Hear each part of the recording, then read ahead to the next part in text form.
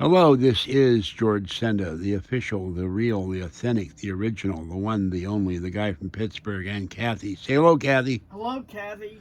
All right, I'm not doing this live because this is the first part, and for some reason it's not tightened enough. I don't know why.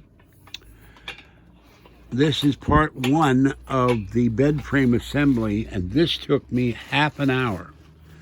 And I didn't have a pair of pliers. The nuts keep wanting to turn. And these attach to the wooden frames over there.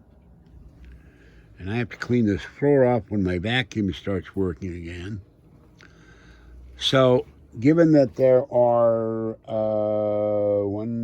two of these, and then four of these metal rails, and then the two spring assemblies, we're talking probably 3 or 4 hours to get this done. Kathy will have to come over another time. I'll finish what I can tonight. The cats are very disconcerted that their bedding's off the floor now, but I want to get as much as I can tonight.